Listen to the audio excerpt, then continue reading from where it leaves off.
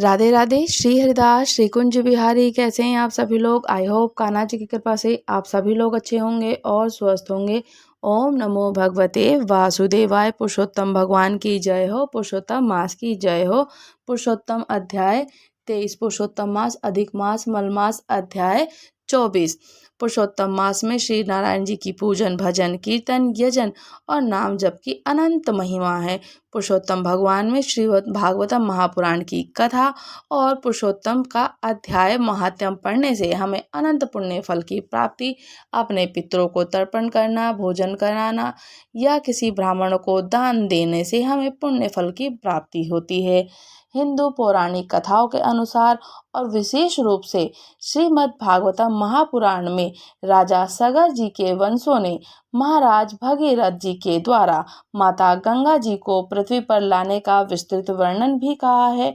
और हमने जो पहले की कथाएं श्रवण करी हैं उसमें हमने जाना कि माँ भगवती गंगा जी धरती पर किस प्रकार से अवतरण हुई और राजा भागीरथ जी के 8वें वंशज 8वीं पीढ़ी के अनुसार जाना जाता है कि महाराज वशिष्ठ जी ने उनको किस प्रकार से श्राप दिया।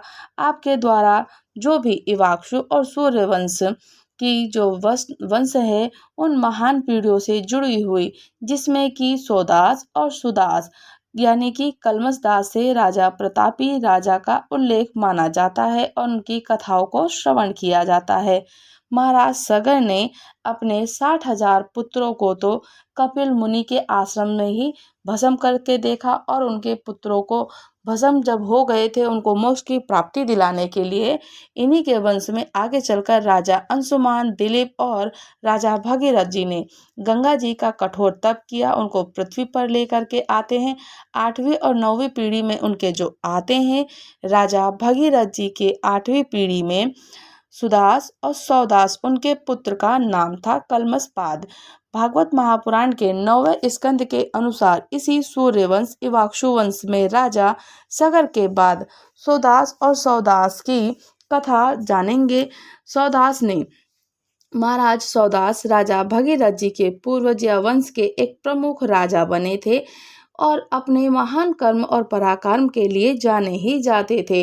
एक बार एक ऋषि मुनि वशिष्ठ जी के श्राप के कारण नरभक्षी राक्षस बन जाते हैं। अपने प्रायश्चित और एक लंबी साधना के बाद उन्हें इस श्राप से मुक्ति मिलती है और आपस में उनको धर्मात्मा श्रेष्ठ राजा बना देते हैं। राजा सौदास की कथा है, कहते हैं कि महान सूर्यवंशी कुल के यशस्वी राजा बहुत प्रतापी माने जाते थे। उन्होंने इतनी जप तप करी थी कि उनके गुरु वशिष्ठ ने उनको वहां आकर एक दिन उनके भोजन करने के लिए आते हैं और जब राजा सौदास ने उनको भोजन परोसा, गुरु वशिष्ठ जी कोई तो ऐसे व्यक्ति थे नहीं, वो माने जाने थे, उनकी तप भक्ति प्रबल थी। उन्होंने जब देखा कि ये तो मुझको जो भोजन दिया गया है भोजन में नरभक्षी या पशु पक्षी का मांस है, तो उन्होंने अपनी अंतर आत्मा से अपने तप बल से देख लिया और राजा सौदास को श्राप दे दिया कि तुम नरभक्षी राजा बन जाओगे, राक्षस बन जाओगे।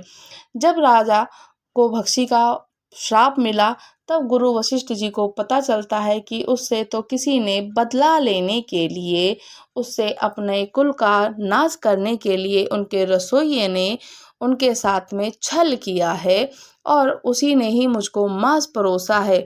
तब गुरु वशिष्ठ जी को अपनी श्राप पर बहुत दुख होता है। तब उनको बोलते हैं कि तुम बाद में चलकर आगे चलकर राजा के पद पर प्रतिष्ठित हो जाओगे। इसी प्रकार से राजा सौदास की कथा होती है, उनको श्राप दे देते हैं महाराज गुरु वशिष्ठ जी, उनको श्राप देते हैं और मुक्ति भी देते हैं, उनको प्रदान करते हैं। कहते हैं कि आपने जो भी किया है, क्योंकि उनको पता ही नहीं होता है, जब वो अपनी तप भक्ति के अनुसार से जानते हैं देखते हैं तब उनको पता चलता है कि उनके रसोइये ने ये छल किया है उनके वंश का नाश करने के लिए। तब जा कर के पुरुषोत्तम मास में श्री हरि नारायण की पूजन भजन करते हैं तो उसी तपोबल से उनको देते हैं कि आप मुक्ति को प्राप्त होकर आने वाले युग में प्रतापी सम्राट राजा बनोगे। अध्याय 24, मणिग्रीव बोलता है कि हे द्विज श्रेष्ठ, विद्वानों से पूर्ण और सुंदर चमत्कारपुर में धर्म पत्नी के साथ में रहता था। धनन्य पवित्र आचरण वाला था, परोपकार में तत्पर। मुझको किसी समय संयोग से दुष्ट बुद्धि पैदा हो गई और दुष्ट बुद्धि के कारण मैंने अपने धर्म का त्याग कर दिया, दूसरे की स्त्री का सेवन किया और नित्य अपेय वस्तु का पान किया। चोरी हिंसा में तत्पर रहता था, इसलिए बंधुओं ने मेरा त्याग कर दिया। उस समय महाबलवान राजा ने मेरा घर लूट लिया। बाद में बचा हुआ जो कुछ धन था उसको मेरे बंधु बांधवों ने ले लिया। इस प्रकार सभी से तिरस्कृत होने के कारण मैं वन में चला गया। स्त्री के साथ इस घोर वन में निवास करते हुए मुझे दुरात्मा का नित्य जीवों का वध कर जीवन को निर्वाह करता रहा। इस समय आप मुझे पातक पर अनुग्रह कर दीजिए। प्राचीन पुण्य के समूह में आप इस घोर वन में आए हैं। हे मुनिश्रेष्ठ, स्त्री के साथ मैं आपकी शरण में आया हूँ। आप उपदेश स्वरूप प्रसाद से कृतार्थ करने के योग्य हैं। जिस उपाय के करने से मेरा तीव्र दरिद्रता इसी क्षण नष्ट हो जाए, मुझे कोई ऐसा अतुल्य वैभव को प्राप्त कर यथा सुख विचार करूं, ऐसा कोई मुझे अब उपाय बताएं। तब उग्रदेव बोलते हैं कि हे महाभाग, तुम कृतार्थ हो जो तुमने मेरा आतिथ्य सत्कार किया, इसलिए इस समय स्त्री सहित तुमको होने वाले कल्याण को कहता हूँ, जो बिना व्रत के, बिना तीर्थ के, बिना दान के, बिना प्रयास के तुम्हारी दरिद्रता दूर हो जाएगी। ऐसा मैंने विचार किया है। इस पुरुषोत्तम मास को जो भी स्नान करता है वो स्नान से ही पुण्य फल का भागी हो जाता है। इस मास के बाद तीसरा पुरुषोत्तम मास आने वाला है और उस पुरुषोत्तम मास में सावधानी के साथ विधि पूर्वक तुम दोनों स्त्री पुरुष पुरुषोत्तम भगवान को प्रसन्न करने के लिए दीपदान करना। उस समय दीपदान से तुम्हारी ये दरिद्रता जड़ से नष्ट हो जाएगी। तिल के तेल में दीपदान करना। वैभव का होने से घर, जैसे कि आपको जो भी वैभव चाहिए हो तो तिल का तेल का दान करें और घी में घी का दीपक दान कर सकते हैं। परंतु इस समय वन में वास करने के कारण घृत अथवा तेल इसमें तुम्हारे पास कुछ भी नहीं है, तो मणिग्रह पुरुषोत्तम मास भर स्त्री के साथ नियम पूर्वक इंगुदी के तेल से तुम दीपदान करना और स्त्री के साथ इस तालाब में नित्य स्नान करना, दीपदान करना। इसी प्रकार तुम इस वन में 1 मास तक व्रत करना। तुम्हारे आतिथ्य सत्कार से प्रसन्न होकर मैंने ये वेद में कहा हुआ तुमको स्त्री पुरुष के लिए उपदेश दे दिया है। और विधिहीन ही दीपदान करने से मनुष्य को लक्ष्मी की वृद्धि होती है। यदि पुरुषोत्तम मास में विधि पूर्वक दीपदान किया जाए तो क्या कहना। वेद में कहे हुए कर्म अनेक प्रकार के दान पुरुषोत्तम मास में दीपदान में 16वीं कला के बराबर नहीं है। और समस्त तीर्थ, समस्त शास्त्र, समस्त जितने भी दर्शन है पुरुषोत्तम मास के दीपदान की 16वीं कला को नहीं पा सकते। योगदान, साख्यदान, समस्त तंत्र पुरुषोत्तम मास के दीपदान की 16वीं कला को नहीं पा सकते। कृच्छ्रप, चंद्रायण और समस्त व्रत पुरुषोत्तम मास के दीपदान की 16वीं कला के बराबर भी नहीं कर सकते हैं। वेद का प्रतिदिन पाठ करना, गया श्राद्ध करना, गोमती नदी में स्नान करना, गोमती के तट पर सेवन पुरुषोत्तम भगवान का दीपदान करना 16वीं कला के बराबर भी नहीं है। हजारों ग्रहण, सैकड़ों व्यतिपात पुरुषोत्तम मास के दीपदान की 16वीं कला के बराबर नहीं है। कुरुक्षेत्र आदि श्रेष्ठ क्षेत्र, दंड्य वन पुरुषोत्तम मास में दीपदान की कला के बराबर नहीं है बस मैं अत्यंत गुप्त व्रत जिसको किसी से कहने लायक नहीं है। ये धन, धान्य, पशु, पुत्र, पौत्र, यश करने वाले, वंध्या स्त्री को बांझपन को नाश कराने वाले और स्त्रियों को सौभाग्य देने वाले, राज्य में गिरे हुए राजा को राज्य दिलाने वाले, प्राणियों को इच्छा अनुसार फल देने वाले। यदि कन्या व्रत करती है तो गुणी चिरंजीवी पति को प्राप्त करती है। स्त्री की इच्छा करने वाले को स्त्री मिलती है। पतिव्रता स्त्री को प्राप्त करती है और विद्या को विद्या मिलती है। सिद्धि चाहने वालों को सिद्धि मिलती है। खजाना चाहने वाले को खजाना प्राप्त होता है। मोक्ष चाहने वाले को मोक्ष के प्राप्त होता है। बिना विधि के, बिना शास्त्र के जो पुरुषोत्तम मास में जिस किसी जगह दीप दान करता है वह इच्छा के अनुसार फल को पाता है। विधि पूर्वक नियम में दीपदान करना और फिर क्या ही कहना, इसलिए पुरुषोत्तम मास में दीपदान करना चाहिए। मैंने इस समय ये त्रिदरिद्रता को नाश करने वाले दीपदान तुमसे कहा है, कल्याण हो, तुम्हारी सेवा से मैं प्रसन्न हूँ। अगस्त्य मुनि बोलते हैं, इस प्रकार वह श्रेष्ठ ब्राह्मण मन ही मन 2 भुजाओं वाली मुरली को धारण करने वाले भगवान का स्मरण करते हैं और प्रयाग को चले जाते हैं। वे दोनों अपने आश्रम में उग्रदेव के पीछे जाकर उनके पास कुछ मास पर्यंत करते हैं और जब वहां रहकर प्रसन्न मन में दोनों स्त्री पुरुष उग्रदेव को नमस्कार कर उन्हें आश्रम से चले गए। तब अपने आश्रम में आकर भक्ति में पुरुषोत्तम मास में मन लगाकर ब्राह्मण की भक्ति में तत्पर दोनों स्त्री पुरुष 2 मास बिताते हैं। 2 मास बीत जाने पर श्रीमन पुरुषोत्तम मास आता है और पुरुषोत्तम मास में दोनों गुरु की भक्ति में तत्पर होकर दीपदान करते हैं।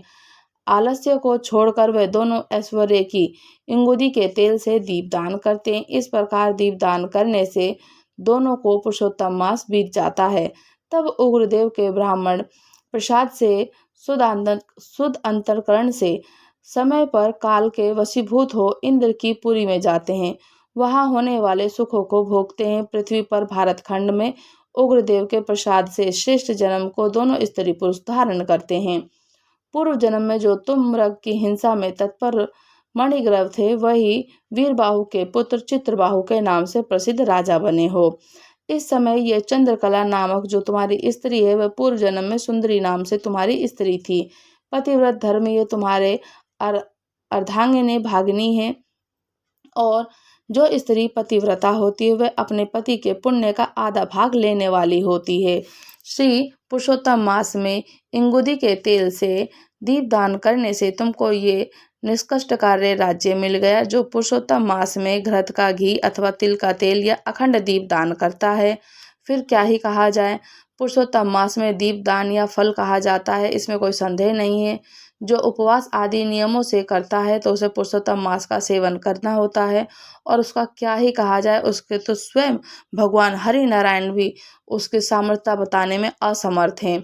वाल्मीकि मुनि जी बोलते हैं कि इस प्रकार अगस्त्य मुनि राजा चित्रबाहु जी के पूर्व जन्म का वृतांत कहकर राजा चित्रबाहु से किए गए सत्कार को लेकर अक्षय आशीर्वाद देकर उनको चले जाते हैं। तो बोले पुरुषोत्तम भगवान की जय हो, पुरुषोत्तम भगवान की जय हो, पुरुषोत्तम मास की जय हो, श्री लक्ष्मी नारायण भगवान की जय हो। अधिक मास अध्याय 24 समाप्त हुआ। राधे राधे। श्री हरिदास श्री कुंज बिहारी। अगर आप लोग हमारे चैनल पर नए हैं तो चैनल को लाइक शेयर सब्सक्राइब करना बिल्कुल ना भूलें और मुझे कमेंट्स करके ज़रूर बताइएगा क्या आप लोग भी पुरुषोत्तम मास में श्री हरि नारायण का पूजन भजन कीर्तन मंत्र उच्चारण या स्नान दीपदान अवश्य कर रहे हैं, और नहीं कर रहे हैं तो ज़रूर से ज़रूर करें। इससे हमें पुण्य फल की प्राप्ति होगी और श्री हरि नारायण जी की भक्ति को पाने के लिए, उनकी सानिध्य में जाने के लिए, उनकी पूजन भजन उनकी कृपा प्राप्त होने के लिए हमें ये करना ही चाहिए। इससे ठाकुर जी प्रसन्न होते हैं और हमें पुण्य का राहगीर का खर्चा मिलता है। जो हम पुण्य करते हैं यही हमारे राहगीर का खर्चा होता है, और जब हम राहगीर का खर्चा मिलता है तो हमें ऊपर जाने में बहुत सरलता होती है और हमें किसी प्रकार का कोई कष्ट बाध्य नहीं होता है।